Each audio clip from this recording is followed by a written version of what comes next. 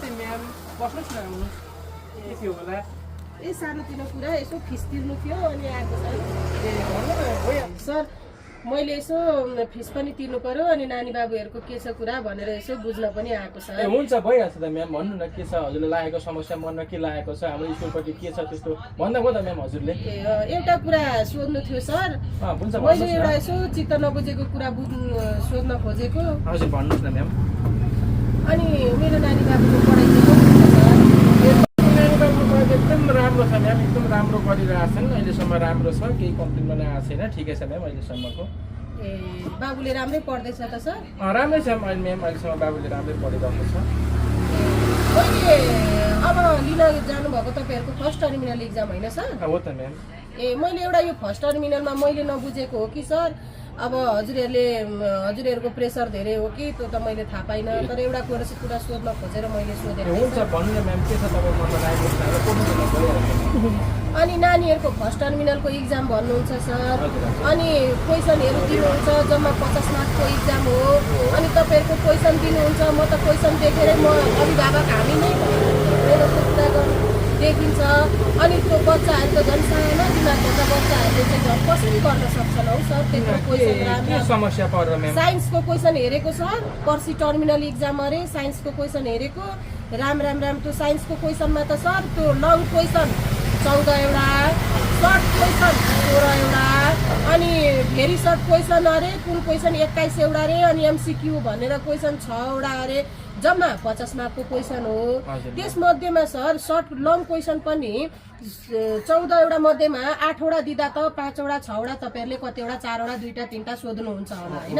त्यसमध्येमा तपाईँहरूले 4 वटा 5 वटा क्वेसन सोध्ने ठाउँमा तपाईँले 8 वटा 9 वटा क्वेसन दिँदा पनि बच्चाहरूको त लामो क्वेसन अनि त्यसपछि सानो क्वेसन भन्नुहुन्छ।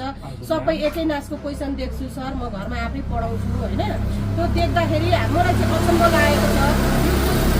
साना बच्चाहरूले त्यत्रो एउटाको मात्रै त इक्जाम होइन सर, सबै सब्जेक्ट पढ्नु पर्यो हो। त्यो सबै सब्जेक्ट पढ्नु पर्दाखेरि चाहिँ एउटै सब्जेक्टको त्यति धेरै क्वेसन हुन्छ भने बच्चाहरूको दिमागमा चाहिँ कति प्रेसर हुन्छ सर? म चाहिँ छक्क परेको छु कि तपाईँहरूले क्वेसन टाइप गरेको हेर्नु भएको छैन कि सब म्याडमहरूले छान्न नजान्नु भएको हो कि के हो सर तपाईँहरूको स्कुलको? त म त पुरै बुझ्दिनँ त। ठिकै छ नि म्याम, अब यो हाम्रो सब्जेक्ट वाइज टिचरलाई बोलाएर एकचोटि के रहेछ कुरो कसो रहेछ म उहाँसँग बसेर सरसल्लाह गर्छु नि त म्याम। होइन तपाईँहरू सधैँ त्यसै भन्नुहुन्छ क्या सर? प्रत्येकपल्ट हामीले क्वेसन लिएर आउँछौँ, जहिले मैले एउटा कुरा लिएर आउँछु, होइन सर गर्छौँ हामी गर्छौँ मिस तपाईँहरू चिन्ता नलिनु हामी सुधार्छौँ भन्नुहुन्छ।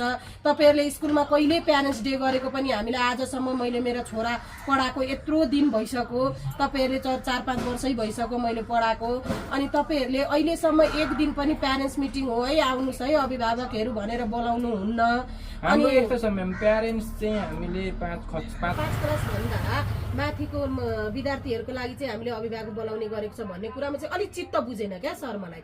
त्यो तपाईँले के भन्नुभएको? 5 क्लास भन्दा तलका चाहिँ अभिभावक होइनन्, विद्यार्थीका प्यारेन्ट्सहरू चाहिँ अभिभावक होइनन्। अनि सबै हुन् भने तपाईँले त हामी त्यही साना बच्चाहरूबाट माथि गएर उनीहरू ठुला भएर बुझ्ने भएर उनीहरूले त आफै गर्छन् नि त सर बुझ्ने भएर।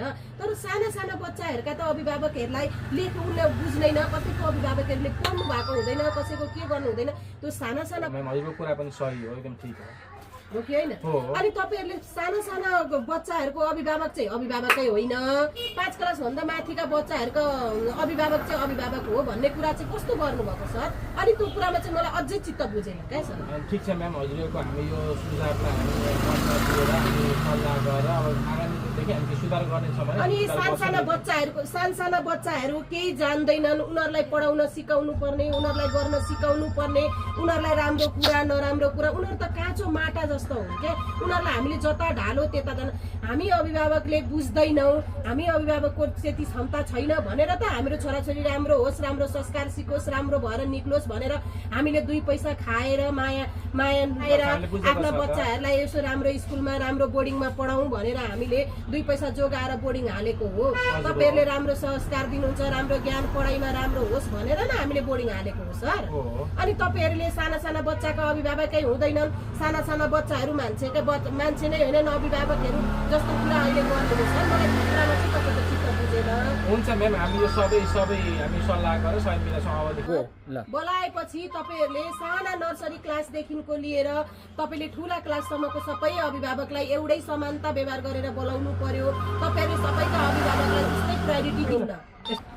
हुन्छ म्याडम, हामीलाई अबदेखि हामी तल्लो क्लास, हामी सानो क्लासदेखि लिएर माथि क्लाससम्मलाई हामी अब अभिभावकहरू बोलाएर हामी छलफल गर्छौँ के कस्तो पढाइ भइरहेको सबै छलफल गरेर हामी आउने दिनहरूमा चाहिँ हामी सानो क्लासबाट नै अब हामी अगाडि बढ्ने कार्यक्रम गर्छौँ। कुन बच्चाको दिमाग कस्तो छ, कुन बच्चा कुन ऱ्याङ्किङमा पढिरहेको हुन्छ, कुन बच्चाले के सिकिरहेको हुन्छ, कुन बच्चाको केमा रुचि छ, तपाईँहरूले त्यो हेरेर कुन बच्चाको दिमाग कस्तो छ सम्पूर्ण प्यारेन्ट्समा म के जानकारी गर्न चाहन्छु भने भन्न चाहन्छु भने हजुरहरूले बोर्डिङ पढाएँ भन्दैमा आफ्नो छोराछोरीहरूलाई केयर नगर्ने, बोर्डिङमा सरहरूले मेरै छोराछोरी त बदमास छन् भनेर के अरे यिनीहरूले नै गर्दाखेरि मिसेस सरले कुट्नुहुन्छ भन्ने कुराहरू जस्तो कुराहरू गरेर आफ्नो बच्चाहरूकोमा के अरे आफ्नो बच्चाहरूको मन दिमाग र उनीहरूले गर्न खोजेको उनीहरूले भन्न कुरोको कुरा के हो बुझिदिने गर्नुहोस्। आफ्नो बच्चाहरूलाई स्कुलमा कति प्रेस छ, उनीहरूको पढाइमा कति के छ, उनीहरूलाई कति प्रेस भइरहेको छ त्यो कुराहरू चाहिँ सम्पूर्ण अभिभावकहरूले बुझिदिनुपर्छ।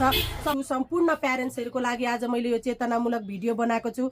हजुरहरूलाई यो भिडियो मन परेमा फलो र सक्दो भन्दा सक्दो सेयर गरेर सम्पूर्ण प्यारेन्ट्सहरूसम्ममा पुर्याइदिन हुन हार्दिक अनुरोध गर्दछु। नमस्ते।